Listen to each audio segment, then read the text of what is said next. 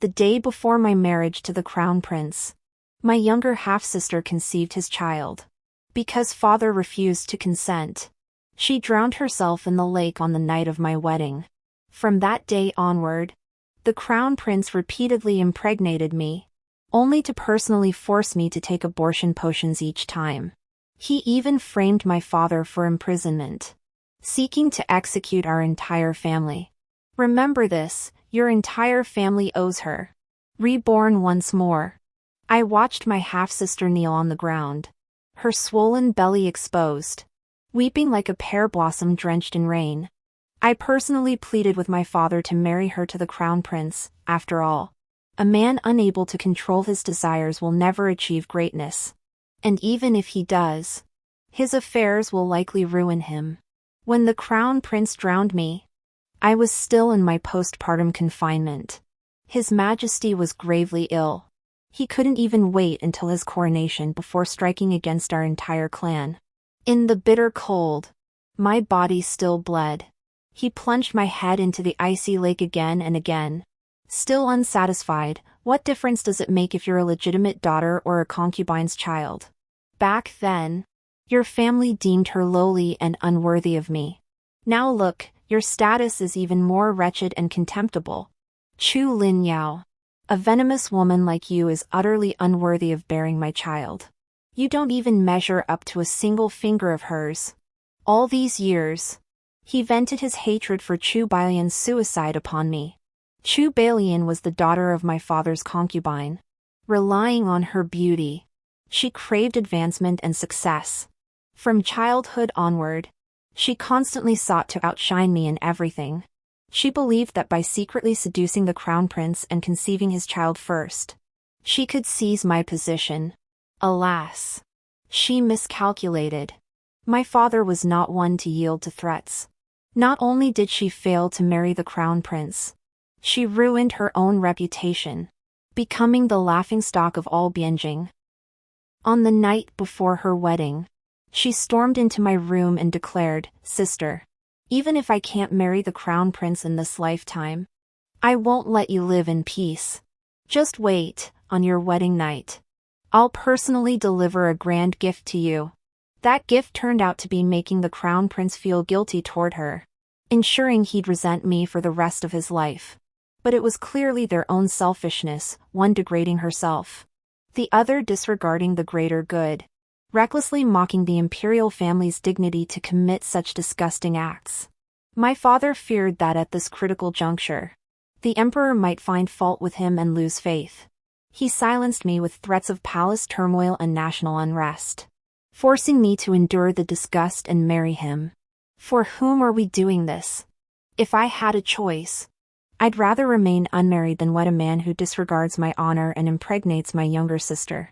Yet my father would rather ruin Chu Bailian's reputation and sacrifice my marriage to secure his position in the Eastern Palace. In the end, it becomes our entire family's fault. It's not that I'm unworthy, it's that you are. I said. What did you say? Your Majesty is correct.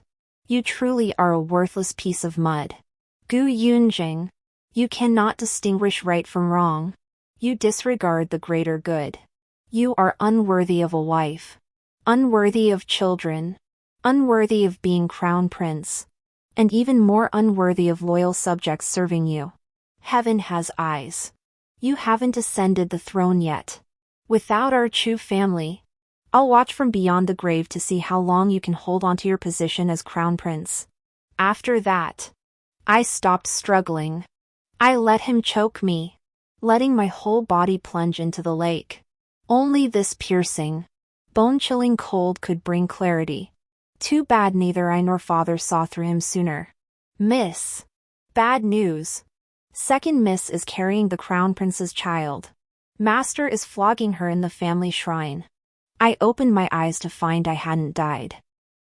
Instead, I'd returned to 10 years ago. Before my marriage. Before me stood Yinshi, my personal maid. She shamelessly impersonated you to consort with the crown prince in secret. Now she has the audacity to beg father to let her marry in your place. You must go stop her immediately. This was the day before my wedding to the crown prince. Chu Balian had impersonated me with the crown prince for so long without a hint of trouble. Yet she chose to reveal her true identity on the eve of the wedding. She was certain the crown prince had developed genuine feelings for her. Relying on her pregnancy with his child, she threatened my father, waiting for tomorrow's wedding. This way, she could preserve the family's reputation while forcing me to relinquish the position of crown princess. Her scheme was flawless, except she chose the wrong method and the wrong person to plead with. I rose slowly from the bed, my voice calm. No rush.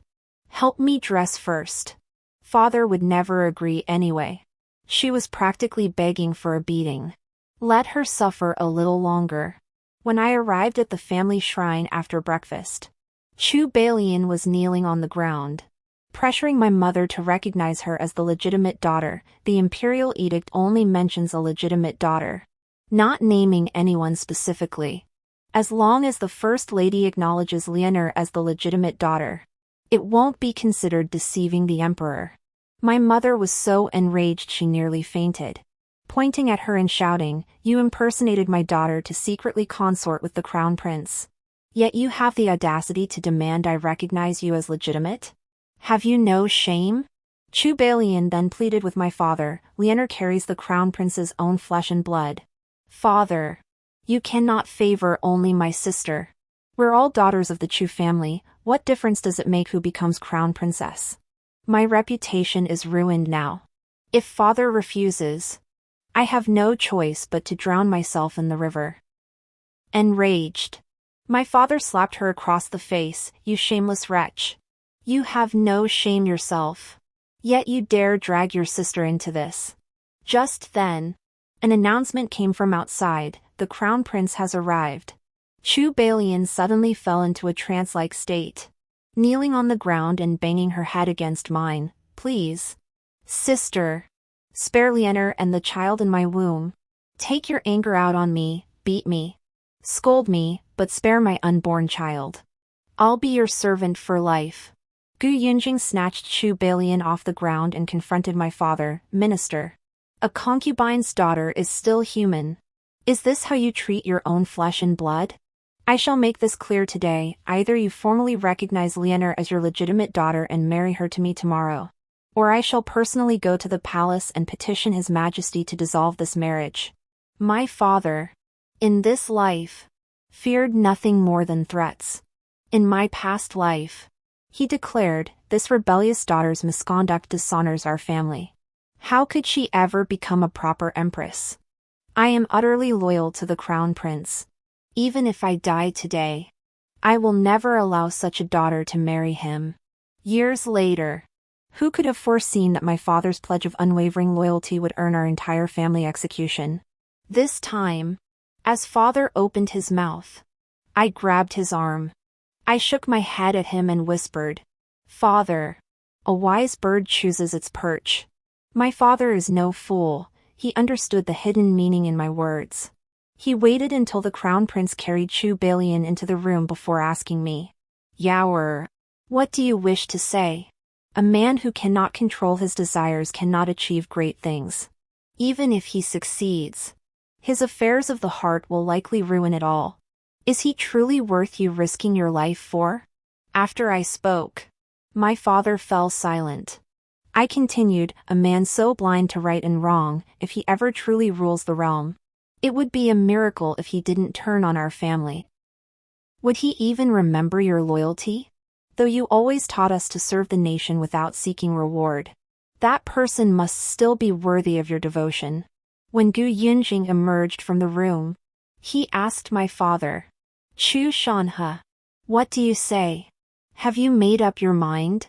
This time, my father's expression was far calmer than in my previous life. This amounts to treason.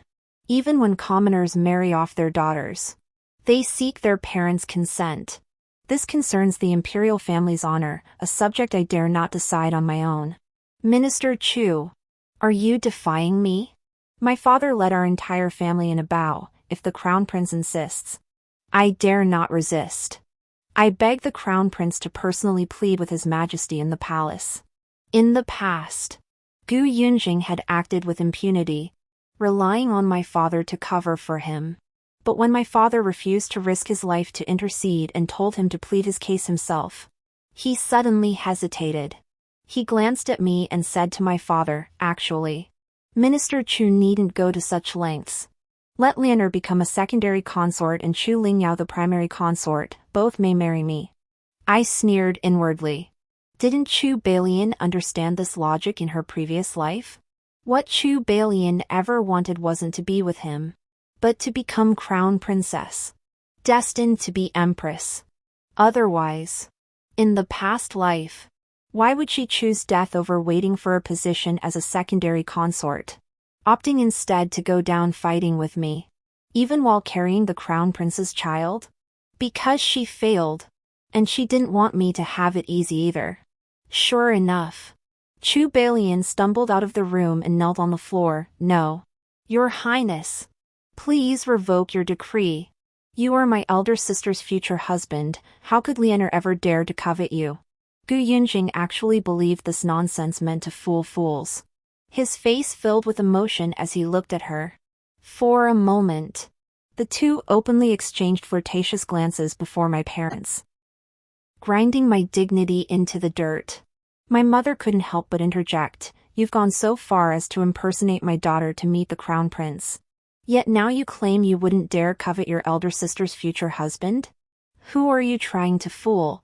Gu Yunjing's previously tender expression turned suspicious, his gaze toward Chu Balian growing increasingly inscrutable.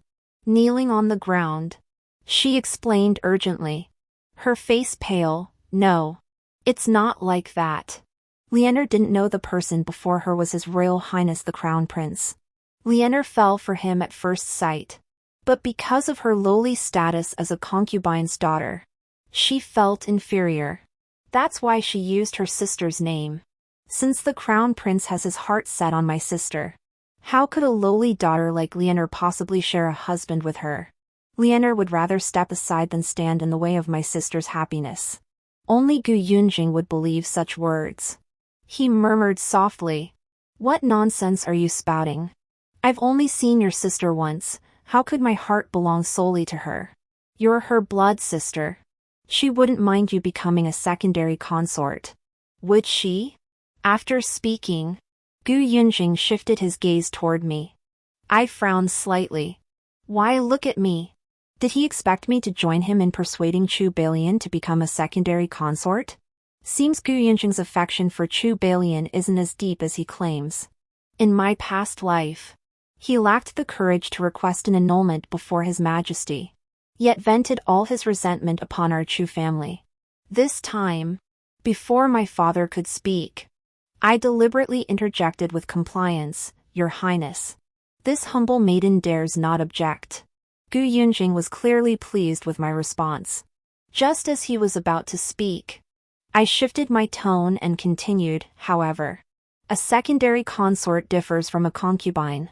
It requires His Majesty's imperial decree, a formal marriage with proper betrothal, and the Ministry of Right's official investiture. Simply placing my sister in the Crown Prince's residence like this would be too much of an injustice to her. Moreover, since Your Highness and my sister are so well matched, this humble daughter would never wish to obstruct the marriage between Your Highness and my sister. As for presenting this matter before His Majesty, it would be best for Your Highness to speak personally. How could a mere subject like my father broach such a matter?" At this point, Gu Yunjing was thoroughly enraged. He was the one who had just declared his intent to marry Chu Balian, and he was the one who would have to go to the palace to call off the engagement. With the atmosphere already so tense, if he didn't go to the emperor to propose now, he would lose face both before my father and Chu Balian. He flung his sleeves at my father in fury. "Fine. I'll speak. Chu Shanhe. Don't regret this." My father. I rolled my eyes inwardly for my father. He doesn't cherish his own crown prince position. What is there for my father to regret? As if he were the one becoming crown prince in my father's place. I watched the crown prince's furious figure retreat. In my past life, my father had served him tirelessly, shouldering his burdens. This time, My father didn't stop him. On the eve of his wedding, he rushed into the palace recklessly. All for a concubine's daughter. It's no wonder the emperor was furious enough to spit blood. My father fixed a cold stare on Chu Balian. You asked for it. You got it. From today onward, I won't meddle in your affairs anymore. You chose this path yourself, deal with the consequences. Attendants. Escort the second young miss back. After Chu Balian left, my father turned to my mother and me. You two go rest. I'll make a trip to the palace. Father, are you still going to plead for the crown prince? I asked. He patted my hand. Don't worry. I'm not foolish. He won't hold that position for long anyway. Now that this marriage is off, he'll have to find you a new match. Otherwise, if word gets out, how will you ever marry in the future? I grabbed his sleeve. The horrors of my past life were still vivid, father. I won't marry anyone. Nonsense. You've only been hurt once and already refused to marry? Is that how a daughter of the Chu family behaves? Father said to me, when you reach my age, you'll understand. How many in the imperial family truly live a life of one husband, one wife? But the power in your hands, the glory of our Chu family, and the deeds you can accomplish for the people in your lifetime, these are what truly endure in the annals of history. Don't blame me for being harsh. Ordinary women may pursue the lives they desire, but you were personally chosen by His Majesty as the Crown Prince's consort. When faced with the choice between love and power, it would be ideal if you could have both. But if you cannot, I would rather you choose the latter. It may not be passionate devotion, but it will be a life of influence and achievement. I believe in you. My father's words shook me to my core. Could a woman truly live a life of grace and vitality? In this world that favors sons over daughters, my father treated us siblings equally. He has made every provision for me and for Chu Balian. Chu Balian clearly had better options in this life. Yet she remains so dissatisfied. Father, among these princes, the second is incompetent and lecherous. The third is dull-witted. Only the fourth is truly capable of shouldering great responsibilities. I recall you have always held him in high esteem. My father sighed and said, yes. Among the princes, he truly deserves the highest praise for his character and talent. But alas, he has no desire to inherit the throne. Otherwise, he wouldn't have remained indifferent when someone else claimed credit for saving the emperor. In my previous life, Gu Yunjing was named crown prince solely because he claimed credit for saving the emperor and was betrothed to me. So it was not him who saved the emperor, but the fourth prince. Gu Yunjing and Chu Balian, one loves to claim others' achievements. The other loves to impersonate others. Truly, birds of a feather flock together. I said, not loving fish doesn't mean one can't fish. Father, you understand this principle, the emperor understands it even better. Gu Yunjing, without our Chu family, I'll watch with my own eyes how long you can hold on to your position as crown prince. My father entered the palace that very night to see the emperor. The emperor betrothed me to the fourth prince, and I was to enter the palace 3 days later to express my gratitude. In this lifetime, Chu Balian was still only promised as the crown prince's secondary consort. Yet she was triumphant. The very night she received the imperial decree, she stormed into my room and declared, as long as it's not you, it doesn't matter who becomes empress. Even if I'm only a secondary consort, I still have a chance to become imperial noble consort someday. As for you, Chu Linyao, you can forget about it for this lifetime. From now on, whenever we meet, you'll kneel before me and call me your highness. Staring at her face twisted into a vicious grin, I asked calmly, why? I bore her no grudge. Why would she rather die than let me live in peace? At this point, she suddenly lifted her gaze to meet mine. Her eyes, like a greedy demon from hell, were both daughters of the Chu family. In birth and beauty, I'm no less than you. Why did father favor only you? Just because you're the legitimate daughter? Chu Lin Yao. I'll make every member of the Chu clan witness you kneeling before me, bowing your head in submission. After all, we're both daughters of the Chu family. Yet only one can become the empress. Even if I cannot be empress myself, I'd rather see the title go to another. As long as I live, I will never let you become empress. I had never seen such venomous hatred in Chu Balian. She was a stark contrast to the timid, fragile sister I remembered. I resented myself even more for being manipulated by such a short-sighted person in my previous life, driven by your jealousy. You refused to accept your status as a concubine's daughter. Yet you condemned the child in your womb to the same fate, for your own glory. You'd disgrace the entire Chu family, for your own future. You'd gamble away the crown prince's prospects, wounding 800 enemies while losing 1,000 of your own. Sister, should I call you clever? Or foolish? But perhaps in that past life, it wasn't me who lost, it was that cheap affection of Gu Yunjing's. Fortunately, in this life, I will not choose Gu Yunjing. 3 days later, Chu Balian and I entered the palace on the same day to present ourselves before His Majesty and express our gratitude. Due to our differing statuses, Chu Balian, as the Crown Prince's secondary consort, dressed in elaborate finery and rode in the family's most luxurious carriage. Yunxi watched. So furious her hairpin nearly flew off. Miss, you are the legitimate daughter. How dare she? I cut her off. She is the Crown Prince's secondary consort. Let her bask in her pride for a few more days. It won't last long anyway. Yunxi suddenly pointed at the carriage ahead. Miss, look! Isn't that His Royal Highness the Crown Prince? He's personally come to fetch her. Why bring so many scrolls when she's going to the palace to see His Majesty? Hearing this, I lifted the carriage curtain, glanced out, and said indifferently, perhaps she thinks His Majesty enjoys scrolls. When I was 8, His Majesty visited our home incognito with several princes. 2 paintings I'd done in my father's study earned His Majesty's high praise. One depicted the autumn harvest, fields heavy with fruit, yet farmers starving in poverty. The other showed the court distributing porridge and coins, with queues stretching 10 miles to the pavilion. His Majesty asked why I painted such scenes. I tugged his sleeve and whispered in his ear, born into wealth. One must thank heaven and parents. With every bite and sip, never forget the hardships of the farmers.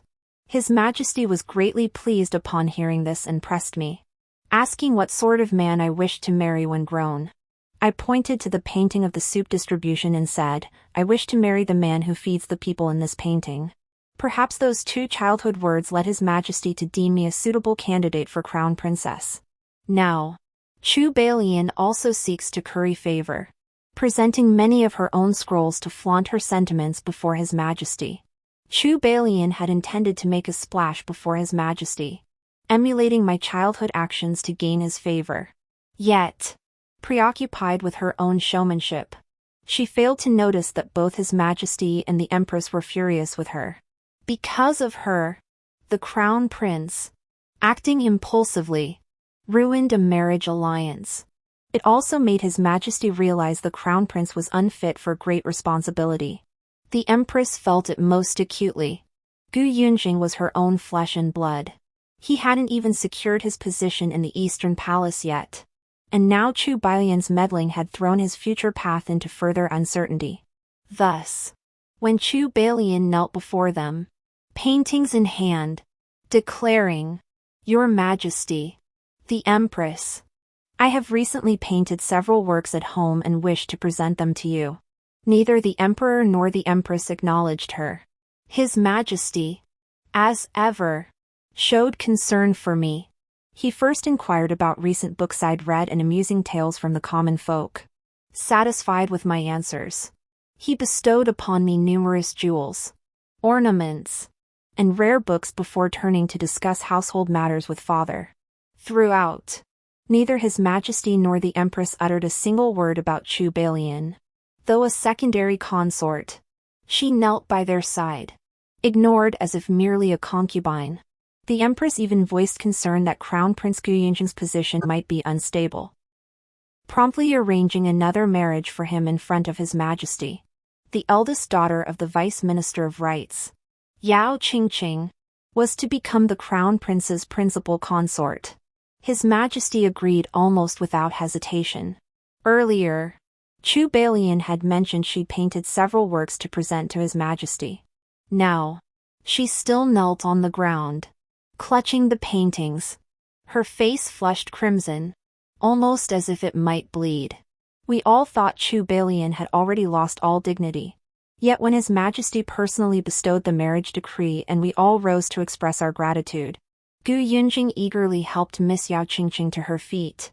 Throughout the entire process, he didn't dare to look Chu Bailian in the eye once. I suspect Gu Yunjing must have been severely reprimanded by His Majesty the day he annulled the engagement. When his position as Crown Prince was threatened, he finally learned his lesson. I was engrossed in the spectacle when a strong hand lifted me to my feet. His fingers were pale and slender. I looked up to find it was the fourth prince, Gu Yunting. The emperor watched us with satisfaction and chuckled. Yunting usually seems cold and aloof, but he treats Ling Yao well. It seems I made the right choice in this marriage decree. Yet only I knew how violently my hands trembled. The days and nights Gu Yunjing tormented me were etched in my memory. Now, I felt both fear and resistance toward men. But father was right, falling and hurting once wasn't the worst part.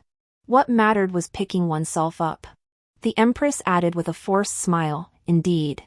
Who would have thought the fourth prince could be so considerate? Unlike Yunjing, who focuses all his energy on the front lines. I hear assassins attempted a prison break last night. To ensure your Majesty sleeps soundly, Yunjing worked through the night to capture them and has been busy all morning with the matter. His Majesty looked at Gu Yunjing with satisfaction. Now that's more like it. Finally acting like a crown prince, the empress had successfully diverted the emperor's attention. She then turned to Gu Yunjing. I know you wish to ease your father's burdens, but you must also spare time for your own marriage. Stay in the Phoenix Grace Palace today and spend some time with Miss Yao. Just as Gu Yunjing was about to agree, I suddenly interrupted. Your Majesty, the Empress has misunderstood. Last night, the Crown Prince was at the minister's residence accompanying his sister.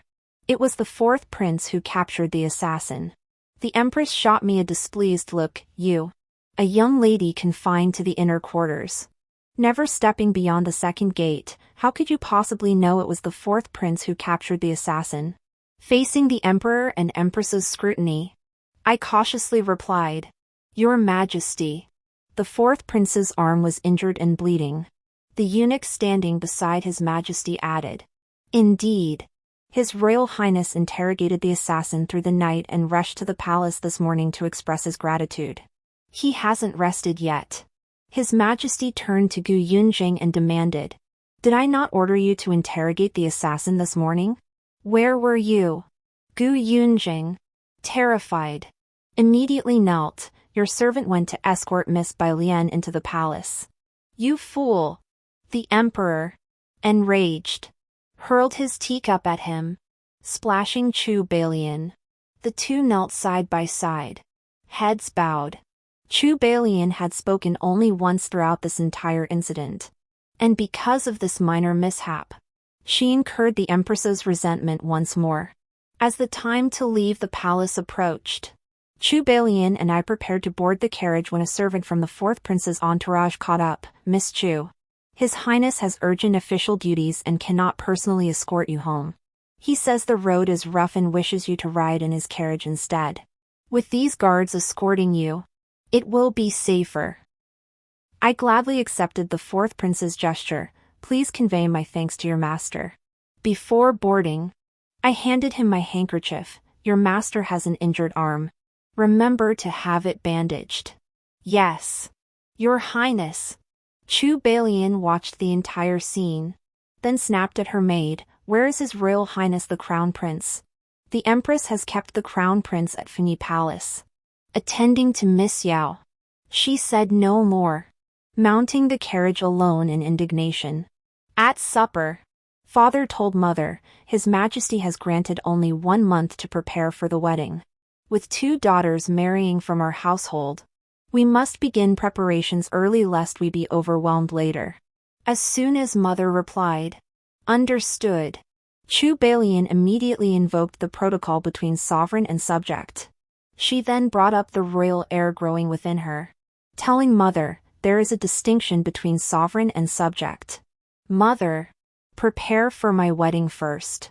Sister is merely marrying a prince, a perfunctory effort will suffice. But the crown prince is, after all, the crown prince. Even if I am only a secondary consort, the child within me is royal blood. We cannot let His Majesty perceive disrespect toward the imperial family. My mother rolled her eyes at Chu Bailian, likely already aware of her audience with the emperor today, and refused to engage. Father declared, the crown prince is still a prince, and princes are princes. Naturally, none should give others cause for complaint. There is a distinction between wives and concubines. How could it be honorable for our Chu family to neglect our properly wedded daughter while mobilizing the entire household to arrange a concubine position for another?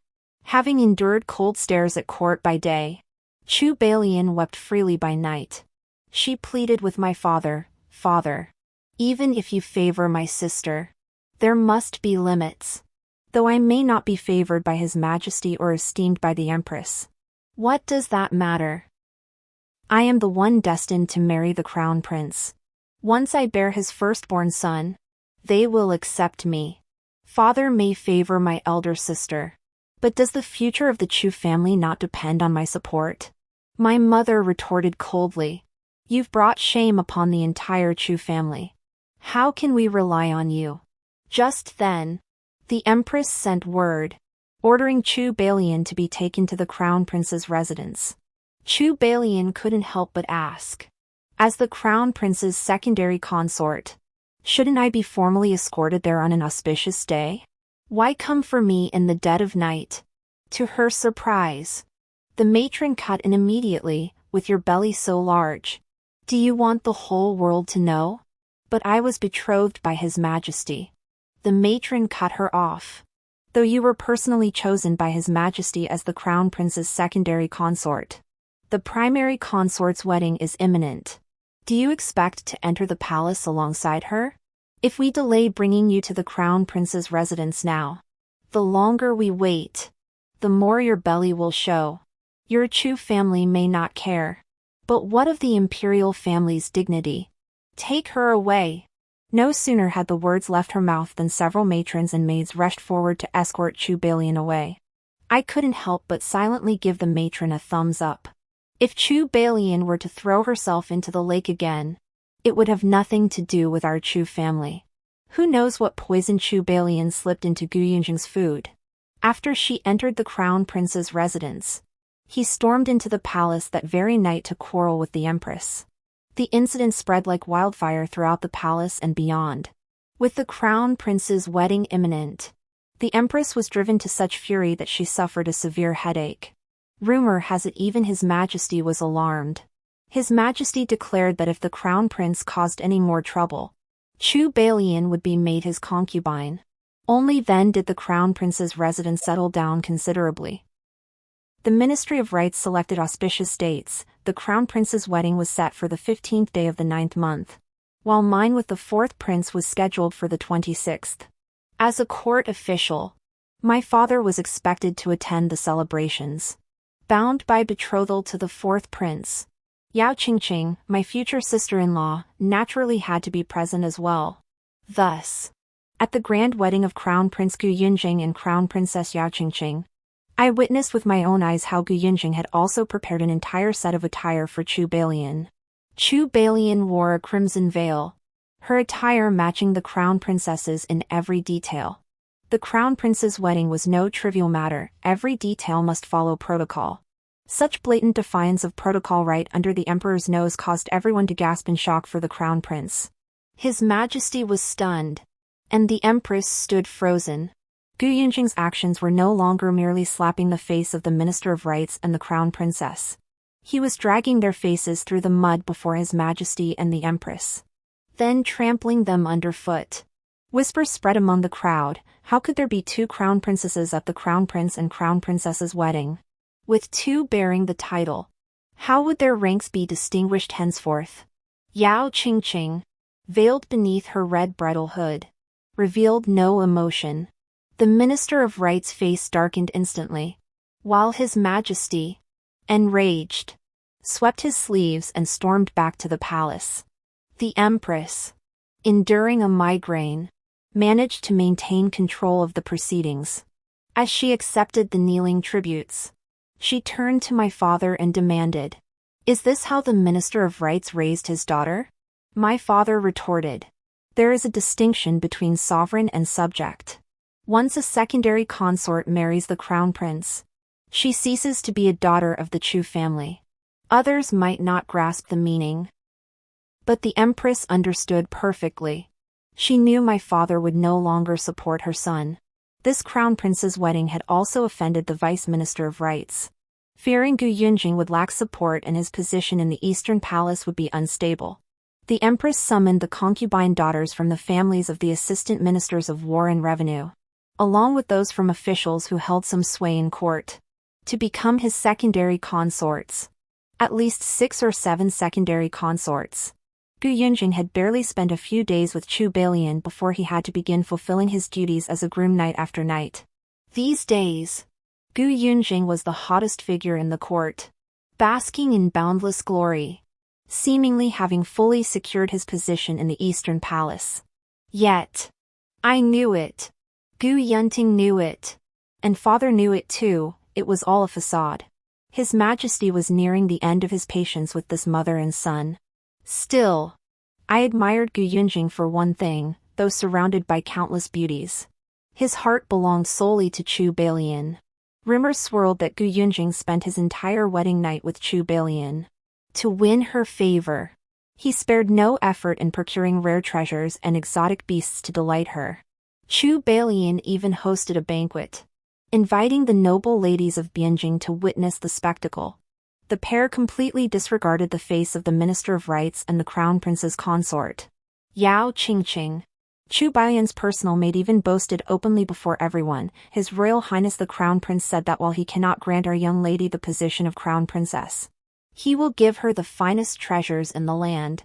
He vowed she shall never be treated as inferior or suffer injustice." The ladies-in-waiting all knew Chu Bailian held the Crown Prince's heart. In an instant, both noblewomen and servants of the Crown Prince's residence treated her with utmost reverence, completely overshadowing Crown Princess Yao Qingqing. Outside, envy spread as the Crown Prince and his secondary consort lived in perfect harmony, causing nearly everyone to forget who the official consort even was. Just as Chu Bailian reigned supreme in the Crown Prince's inner quarters, unchallenged and unrivaled, my wedding day arrived. As the Crown Princess, Yao Qingqing naturally attended my grand wedding ceremony alongside Gu Yunjing. As I dressed, Yao Qingqing gazed at me with envy and said, "Miss Chu, you are truly blessed. Even the heavens have helped you find such a fine husband. I used to wonder why you would give up the position of Crown Princess to become the principal consort of the 4th prince. But now, I understand better than anyone." I clasped Yao Qingqing's hand and told her, "Take my word for it, the best way to deal with her is to let her be." Yao Qingqing was a clever woman. Her once dull eyes regained their sparkle, and I knew she understood.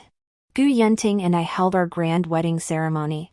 As a secondary consort, Chu Bailian shouldn't have attended, but she was my half-sister, so Gu Yunjing brought her along. Everyone knew how much Gu Yunjing doted on Chu Bailian, so they all toasted her repeatedly. This time, Yao Qingqing sat quietly in a corner, letting Chu Bailian bask in all the glory. Now that Gu Yunjing was riding high in the imperial court, flattery came naturally. Cup after cup of wine was offered, and before long, he was thoroughly drunk. Gu Yunting and I had arranged for the banquet to be surrounded by censers. who long disapproved of Gu Yunjing's favoritism toward his concubine at the expense of his wife. Once drunk, Gu Yunjing boasted, "Once I ascend the throne, every single one of you here will receive a title." There was nothing to be done. After all, the empress herself looked down on the censors, choosing only the concubine daughters of ministers to serve as secondary consorts for the crown prince. Otherwise, such words would never have reached His Majesty's ears. Starving in the bridal chamber, I was about to pull out the pastries Yunshi had secretly slipped me for a quick snack. Suddenly, a pair of feet appeared beneath my red veil. Startled, I dropped the pastries onto the floor. A cold voice came from above, "What are you doing?" Realizing it was Gu Yunting, I froze, unable to speak. Only when he lifted my veil did I quickly swallow the food in my mouth. Looking up at his stern face, I complained, "Fourth prince, you walk without a sound. Are you trying to scare me?" Though we knew each other from a past life, I didn't truly understand him. In my memory, whenever Gu Yunjing and I entered the palace to see the emperor, he would always watch me from afar. Our eyes met countless times, yet we never exchanged a word. I'd always been afraid of stern, serious people. He seemed difficult to approach, so I avoided him whenever possible. I never imagined that one day, as my husband, he would sit beside me and tease, "Who told you to tremble uncontrollably every time you see me? If not you, who else should I scare?" I was instantly both annoyed and flustered. Yet somehow, the distance between us seemed to shrink. He treated me with great respect, coaxing me to drink the ceremonial wine with him. He'd use the handkerchief I'd wrapped around his arm to wipe crumbs from his mouth. He'd consider my feelings, comfort me, and ease my fears. Only then did it dawn on me, a wedding night could be this tender, not a series of petty torments. Late into the night, he whispered in my ear, "Rest assured, I'll be the one who feeds the farmer in your painting." I stared at him in astonishment. Those were the words I'd spoken when I was 8. So he'd remembered them all this time.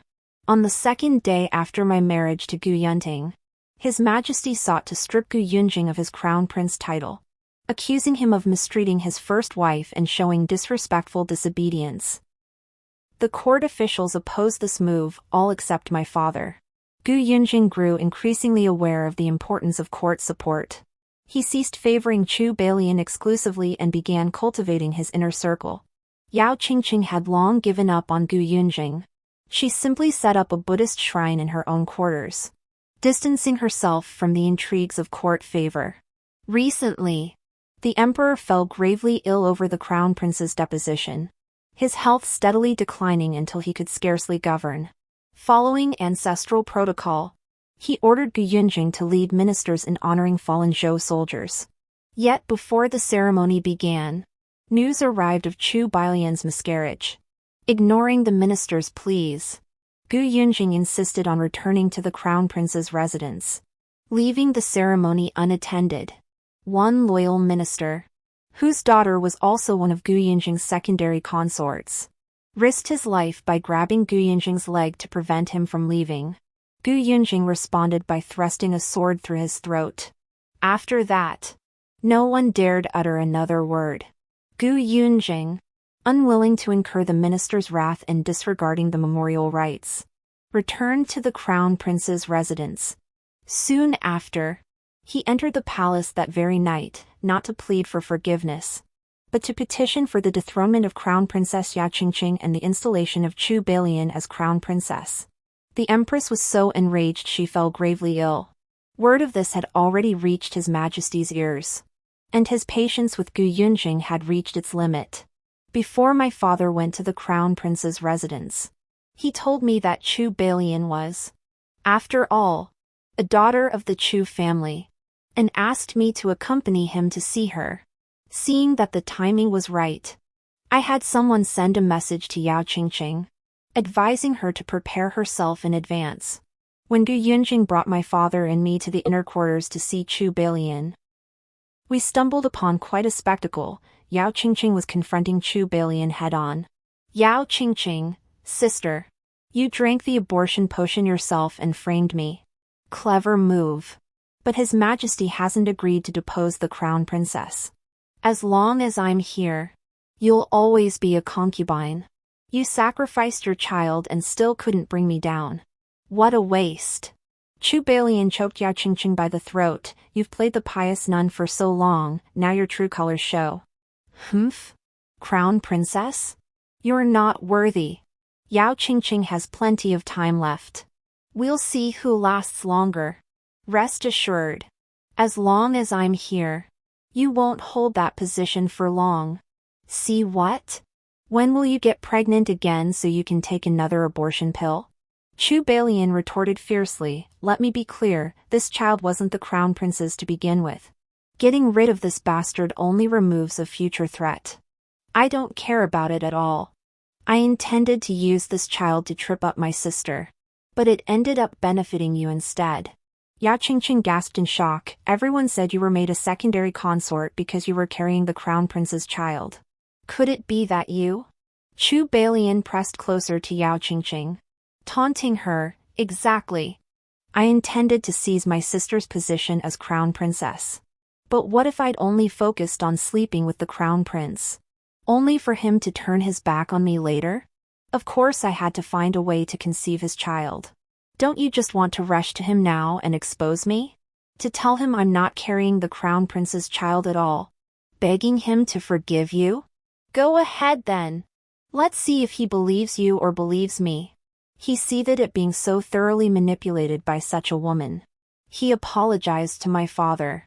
But what good would apologies do now? It was too late. My father held the imperial edict stripping the crown prince of his title. When my father proclaimed the edict, his voice boomed so loudly it left Chu Balian speechless beside him. She likely hadn't expected Gu Yunjing, my father, and me to come visit her at this moment. It took her a long while to recover. Now completely unafraid of the deposed crown prince, she lunged forward to threaten me and my father, Chu Lingyao. You must be feeling quite smug. You're about to become crown princess again. But don't get too cocky. I've committed a crime punishable by the extermination of 9 generations. None of you will escape unscathed. Before my father could speak, Gu Yunjing kicked Chu Balian straight into the lake. She was in the early stages of confinement and couldn't endure the cold. She quickly stopped breathing. Your Highness. No one will know of today's events. Yao Qingqing covered her mouth in terror and hastily knelt on the ground. Gu Yunjing continued, Your Highness. If you assist me in restoring the crown prince's position, I shall appoint you chancellor upon my ascension. My father patted his shoulder and sighed, Your Highness. It's too late now. The die is cast. I watched Gu Yunjing's expression the entire time. His eyes burned with madness and resentment. Finally, he plunged into the lake, pulled Chu Balian out, and kicked her frantically. My father was utterly disappointed in Chu Balian and stormed off in anger. A month later, Gu Yunjing conspired with the Empress's maternal clan to rebel. But I had waited far too long for this day. I had Gu Yunting ambush him outside the palace beforehand, thus adding another charge of treason against Gu Yunjing. I knew Gu Yunjing's time had come, but I didn't want him to die by someone else's hand. Dressed as a soldier, I aimed an arrow at Gu Yunjing from the city wall. The arrow pierced his heart. As I reveled in the sweetness of vengeance, Gu Yunting suddenly embraced me. Why are you here? This place is dangerous. Who gave you permission? In the blink of an eye, I caught Gu Yunjing's venomous glare.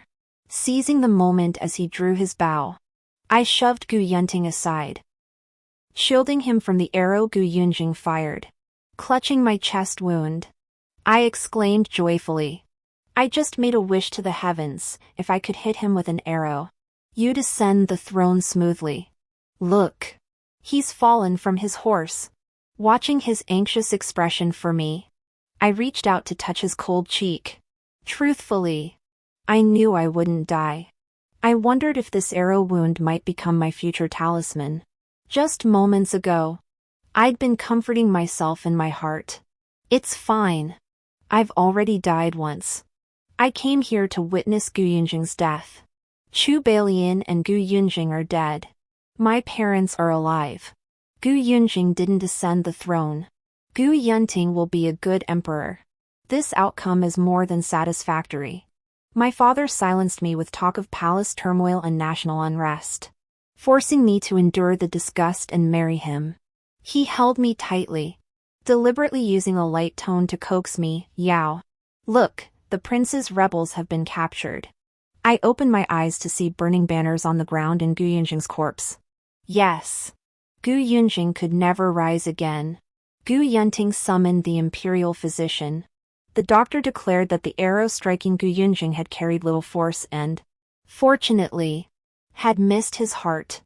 I had been granted a second chance at life. Gu Yunting sighed in relief upon hearing this. Later, the physician added that I was already 2 months pregnant. Gu Yunting was so furious he ignored me for days. 2 months later, His Majesty passed away from illness, and Gu Yunting ascended the throne. According to the law, Gu Yunjing's crime of treason was punishable by death, and the maternal relatives of the empress were also to be executed. Gu Yunting spared Yao Qingqing and several other concubine-born daughters from Gu Yunjing's household. The empress sought to win over the court officials, hoping they would strategize for her son.